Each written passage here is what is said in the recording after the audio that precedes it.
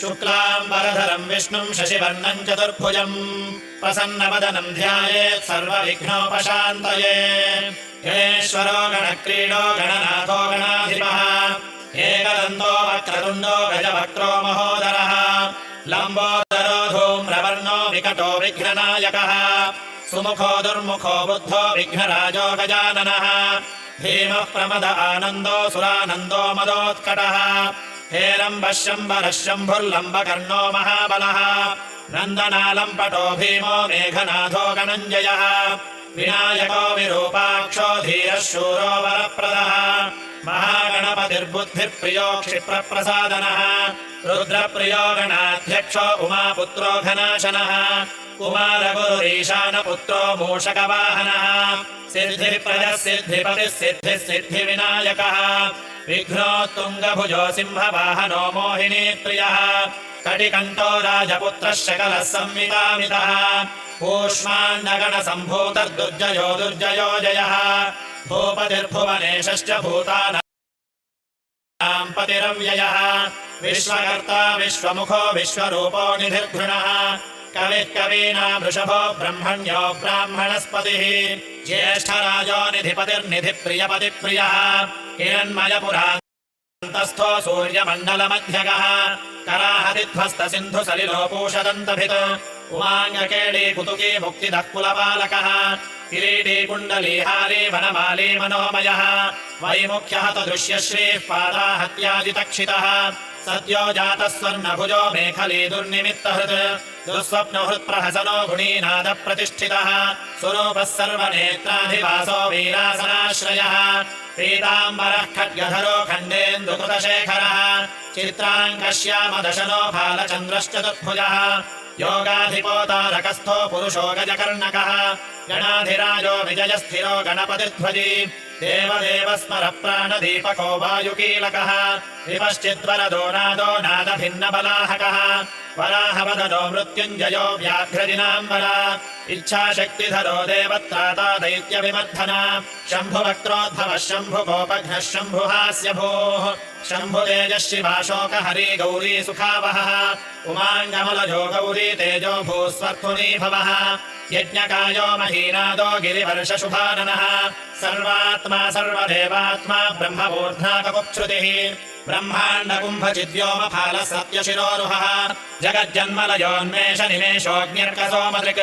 गिरीन्द्रैकरथो धर्मो धर्मिष्ठो नाम बृंहितः ग्रहर्षदशो वाणी जिह्वो वासवनासिकः कुलाचलाम्बः सोमार्कघण्टो रुद्रशिरोधरः नदेनदभुजः सर्पान्गुलिको तारकानखः भ्रूमध्यसंस्थितकरो ब्रह्मविद्यामदोत्कटः व्योमनाभः श्रीहृदयो मेरुपृष्ठोर्नवोदरः कुक्षिस्थयक्षगन्धर्वरक्षः किन्नरमानुषः पृथ्वी कटिसृष्टिलिङ्गः शैलो रूदग्रजानुकः पातालजङ्घो मुनिपत्कालाङ्गुष्ठत्रयीतनुः ज्योतिर्मण्डलम् लाङ्गूलो हृदयालाननिश्चलः हृत्पद्मकर्णिकाशायी वियत्केळिसरोरुहः सद्भक्तध्याननिगडो पूजावारिनिवारितः प्रतापेकाश्यपसुतो गणपो विटपीबली यशस्वी धार्मिकस्वोजाः प्रमथः प्रमथेश्वरः चिन्तामणिद्वीपपतिः कल्पद्रुमवनालयः रत्नमण्डपमध्यस्थो रत्नसिंहासनाश्रयः तीव्रशिरोधृतपदज्वालिनी मौलिलालितः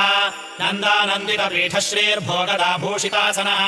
सकामदायिनी पीठस्फुरदुग्रासनाश्रयः तेजोवती शिरो रत्नः सूत्या नित्यवतंसितः सविघ्ननाशिनी पीठः सर्वशक्त्यम्बुजालयः विपिपद्मासनाधारो वह्निधामत्रयालयः उन्नतप्रपदो गूढगुल्फः संवृतपार्ष्णकः पीनजङ्घाः शिष्टजानुस्थूलरूपोन्नमत्कटिः निम्ननाभिस्थूलकुक्षिर्पीनवक्षार्बृहद्भुजः पीनस्कन्धो कम्बुकण्ठो लम्बोष्ठो लम्बनासिकः भग्नवामरदस्तुङ्गदक्षदन्तो महाहनुः ह्रस्वनेत्रत्रयः शूरकर्णो निबिडमस्तकः स्तम्भकाकारकुम्भाग्रो रत्नमौलिर्निरङ्कुशः सर्पहारकटीसूत्रः सर्पयज्ञोपवीतवान् सर्पकोटीरकटको सर्पग्रेवेयकाङ्गदः सर्पकक्षोदराबन्धो सर्पराजोत्तरीयकः रक्तो रक्ताम्बरधरो रक्तमाल्यविभूषणः रक्ते क्षणो रक्तकरो रक्तकाल्वोष्ठपल्लवः श्वेतश्वेताम्बरधरो श्वेतमाल्यविभूषणः श्वेतातपत्ररुचिरः श्वेतचामरबीजितः सर्वावयवसम्पूर्णः सर्वलक्षणलक्षितः सर्वाभरणभूषाढ्यः सर्वशोभासमन्वितः सर्वमङ्गलमाङ्गल्यः सर्वकारणकारणः सर्वदैककरशार्ङ्गी बीजापूरगदाधरः इक्षुचापधरः शूली चक्रपाणिः सरोजभृत् पाशोधृतोत्पलशाली मञ्जरीभृत्स्वदन्तभृत् कल्पवल्लिधरो विश्वाभयदैककरो वशी अक्षमालाधरो ज्ञानमुद्रवान्मुद्गरायुधः पूर्णपात्रीकम्बुधरो विधूतारिसमोहकः मातुलुङ्गधरो चूतकलिकाभृत्कुठारवान् पुष्करस्थः स्वर्णघटी पूर्णरत्नाभिवर्षकः भारती सुन्दरी नाथो विनायकरतिप्रियः महालक्ष्मी प्रियतमः सिद्धलक्ष्मी मनोहरः रमा रमेश पूर्वाङ्गो दक्षिणो मामहेश्वरः महीवराह वामाङ्गरति कन्दर्प पश्चिमः आमोदमोद जननः स्वप्रमोद प्रमोदनः समेधित समृद्धः श्रीर्बुद्धिः सिद्धिप्रवर्तकः दत्त सौमुख्य सुमुखः कान्ति कन्दलिताश्रयः मदनावत्याश्रिताङ्घ्यः कृत वैमुख्य दुर्मुखः विघ्न सम्पल्लतोपघ्नो नदोन्निद्रमदद्रवः विघ्न तृण्विघ्न चरणो द्राविणी शक्ति सत्कृतः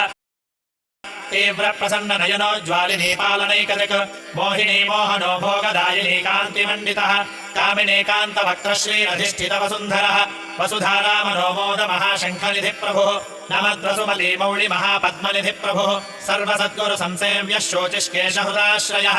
ईशानमूर्धा देवेन्द्र शिखः पवननन्दनः उग्रः प्रत्यग्रनयनो दिव्यास्त्राणाम् प्रयोगवान् ऐरावतादि सर्वाशा वारणावरुणप्रियः वज्राद्यस्त्र परिवारो गणचण्डसमाश्रयः जयो जय परिवारो विजयो विजयावहः अजितार्जितपादाब्जो नित्यानित्यावतंसितः विलासिनीकृतोल्लासः शौण्ये सौन्दर्यमण्डितः अनन्तानन्त सुखदः सुमङ्गल सुमङ्गलः इच्छाशक्ति ज्ञानशक्ति क्रियाशक्ति निषेवितः सुभगा संश्रितपदो ललिता ललिताश्रयः कामिनी कामनः कामो मानवीकेलिलालितः सरस्वत्याश्रयो गौरी नन्दनः श्रीनिकेतनः गुरुगुप्तपदो वाचा सिद्धो वागीश्वरेश्वरः नलिनी कामुको वामा रामा ज्येष्ठा मनोरमः रौद्री मुद्रितपादाब्जो हुम्बीस्तुङ्गसशक्तिकः विश्वादिजननत्राणः स्वाहा शक्तिः सकीलकः अमृताब्धिकृतावासो मधुखास्तिरलोचनः उच्छिष्टगण उच्छिष्टगणेशो गणनायकः सर्वकालिक संसिद्धिर्नित्यशैव दिगम्बरः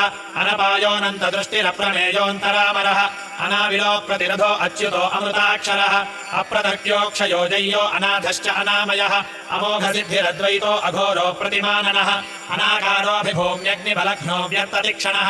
आधारपीठ आधार आधाराधेयवर्जितः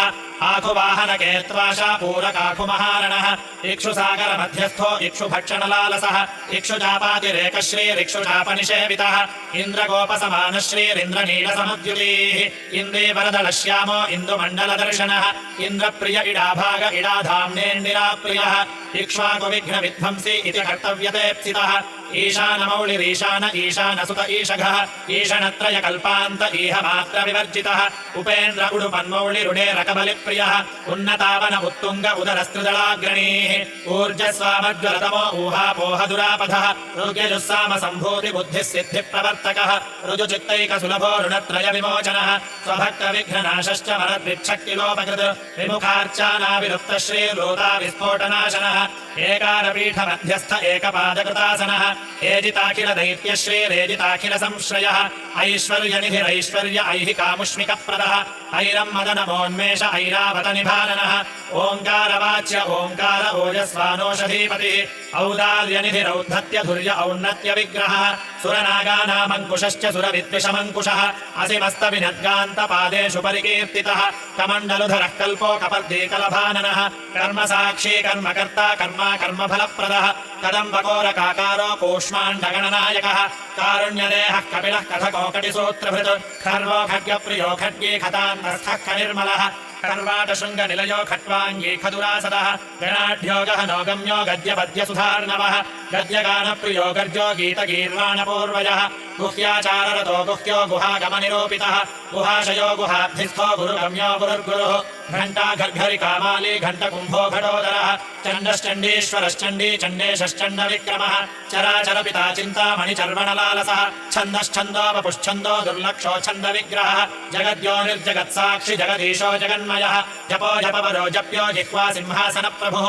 झलज्झलोल्लसद्दान झङ्कारिभ्रमराकुलः टङ्कारस्थार संवर्या वामकारिमणिनूपुरः तापत्रय निवारी च सर्वमन्त्रैकसिद्धिदः धुण्डिमुण्डो डाकिनीडो डामरो डिण्डिमप्रियः धक्कानिनादमुदितो ढौको ढुण्ढिविनायकः तत्त्वानाम् परमस्तत्त्वज्ञेयो तत्त्वनिरूपितः तारकान्तरसंस्थानस्तारकस्तारकान्तकः स्थाणुस्थाणुप्रियस्थाता स्थावरो जङ्गमो जगत् दक्षयज्ञप्रथमनो दाता दानवमोहनः दयावान् दिव्यविभवो दण्डहृद्दण्डनायकः दन्तप्रभिन्नाभ्यमलो दैत्यवारणवारणः दंष्ट्रालग्नद्विपघटो देवार्थन्मृगजागृतिः धनधान्यपतिर्धन्यो धनदो धरणीधरः ध्यानैकप्रकटो ध्येयो ध्यानो ध्यानपरायणः नन्द्यो नन्दिप्रियो नादो पदमध्यप्रतिष्ठितः निष्कलो निर्मलो नित्यो नित्यानित्यो निरामयः परं व्योम परं धाम परमात्मा परं पदः परात्परः पशुपतिः पूर्णमोदकसारवान् पूर्णानन्दो परानन्दो पुराणपुरुषोत्तमः पद्मप्रसन्ननयनो प्रणता ज्ञानमोचनः प्रमाणप्रत्ययातीतो प्रणतार्तिनिवारणः फलहस्तो फणिपतिः बाणार्चिताङ्घ्रियुगलो बाणकेली कुतूहली ब्रह्मा ब्रह्मार्चितपदो ब्रह्मचारी बृहस्पतिः बृहत्तमो ब्रह्मपरो ब्रह्मण्यो ब्रह्मवित्रियः बृहन्नादाग्र्यचीत्कारो ब्रह्माण्डावलिमेखलः भ्रूक्षेपदत्तलक्ष्मीको भर्गो भद्रो भयापहः भगवान् भक्तिसुलभो भूतिदो भूतिभूषणः भव्यो भूतालयो भोगदाता भ्रूमध्यगोचरः मन्त्रो मन्त्रपतिर्मन्त्री मदमत्तमनोरमः मेखलवान् मन्दगतिर्मतिमत्कमलेक्षणः महाबलो महावीरो महाप्राणमहामनाः यज्ञो यज्ञपतिर्यज्ञगोप्ता यज्ञफलप्रदः यशस्करो योगगम्यो याज्ञिको याजकप्रियः रसो रसप्रियो रस्यो लञ्जको रावणार्चितः रक्षा रक्षाकरो रत्नगर्भो राज्यसुखप्रदः लक्षो लक्षप्रदो लक्ष्यो लयस्थो लड्डुकप्रियः लास्यप्रियो लास्यपदो लाभकृल्लोकविश्रुतः वरेण्यो वह्निवदनो वन्द्यो वेदान्तगोचरः विकर्ता विश्वतश्चक्षुर्विधाता विश्वतोमुखः वामदेवो विश्वनेता वज्री वज्रनिवारणः विश्वबान्धव विष्कम्भधारो विश्वामरप्रभुः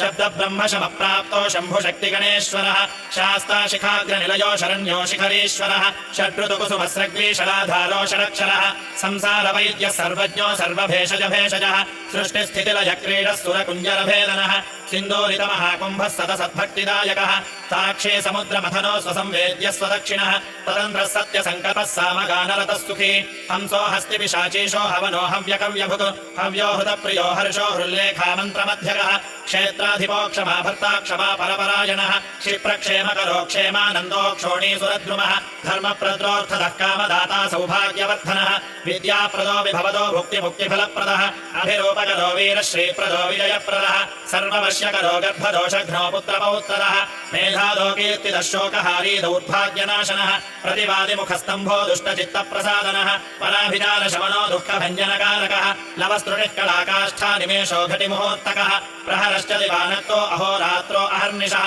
पक्षो मासायनो वर्षायुगः कल्पो महालयः राशिस्तारातिथिर्योगो वारः कर्ण अंशकः लग्नो होराकालचक्रो मेरुः सप्तर्षयध्रुवः राहुर्मन्दः कविर्जीवो बुधो भौमः शनिरविः कालसृष्टिस्थितिर्विश्वस्थावरो जङ्गमो जगत् भूरापोऽग्निर्मरुद्व्योमा हन्तु ते प्रकृतिः पुमान् ब्रह्म विष्णुः शिवो रुद्ररीश शक्तिः सदाशिवः त्रिदशाः पितरः सिद्धा यक्षो रक्षाश्च किन्नराः साध्या विद्याधरा भूता मनुष्याः पशवः खगाः समुद्राः सरिताः शैला भूतो भव्यो भवोद्भवः साङ्ख्यो पातञ्जलो योगः पुराणश्च श्रुतिस्मृतिः वेदाङ्गाश्च सदाचारो मीमांसा न्यायविस्तरः आयुर्वेदो धनुर्वेदो गान्धर्वो काव्यनाटकः वैखानसो भागवतो मानुषो पाञ्चरात्रकः शैवः पाशुपतः कालमुखो भैरवशासनः शाक्तो वैनायकः सौरो जैनभूर्झकसंहितः सदसद्व्यक्तरव्यक्तः सचेतनरचेतनः बन्धो मोक्षः सुखो भोगो योगः सत्य अणुर्महात् स्वस्ति हुं रूप षड्रूप खड्गभ्रूश्च स्वधामयः स्वाहा रूपः